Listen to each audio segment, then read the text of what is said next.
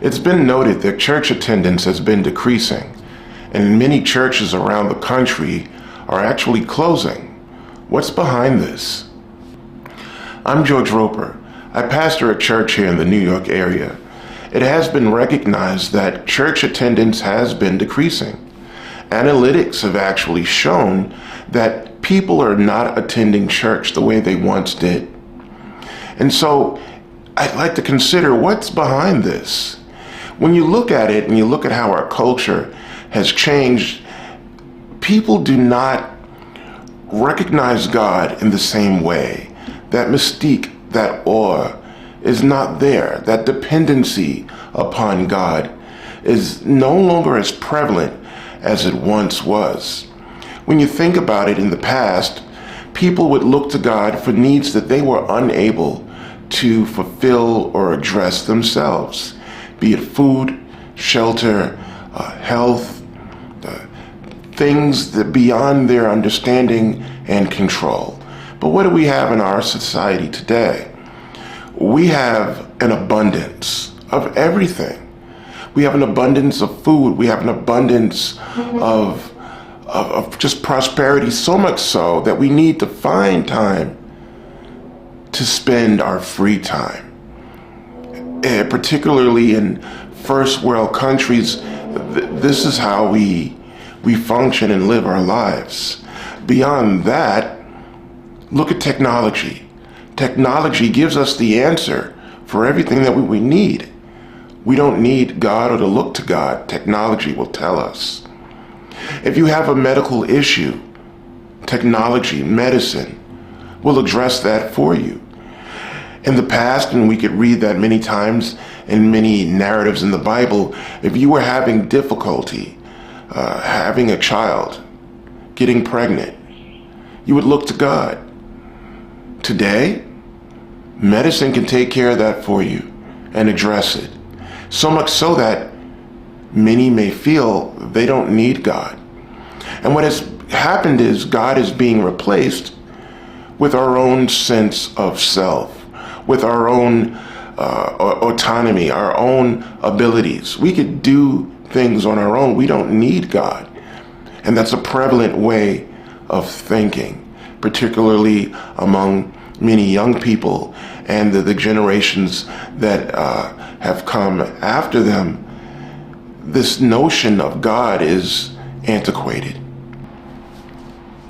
This condition resembles an instance where Moses and Aaron went to approach Pharaoh to instruct Pharaoh that God had commanded them to relay to Pharaoh that he was to let their people go and go out and worship God.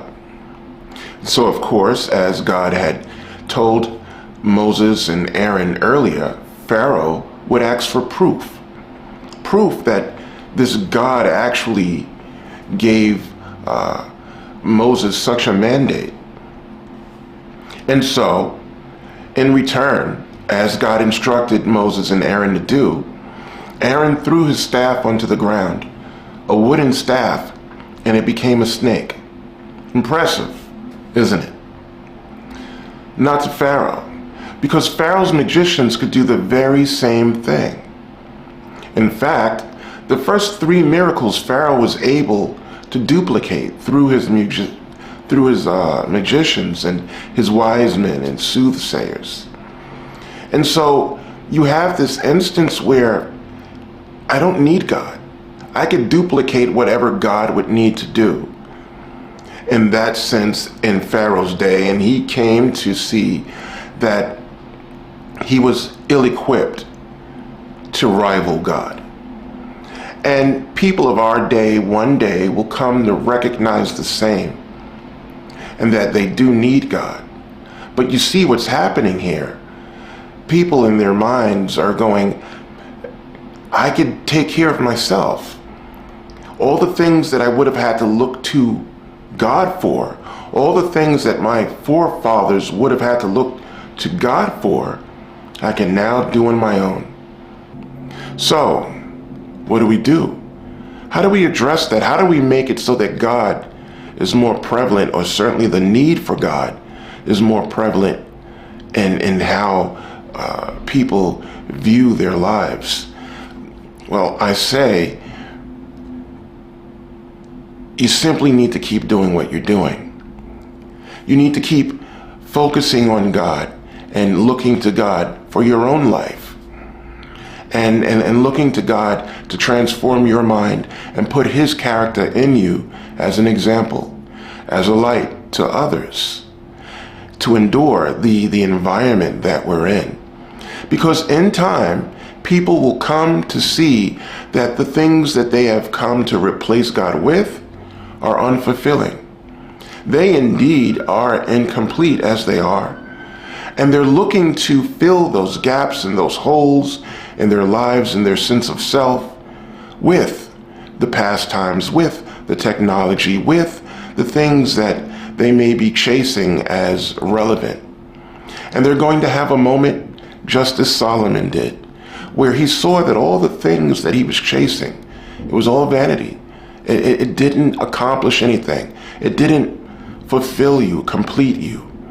And so other individuals in their own time will come to recognize the same thing.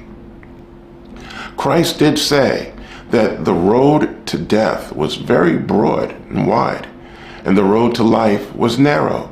Now, that doesn't mean that mass number of people are going to die because they did not recognize God.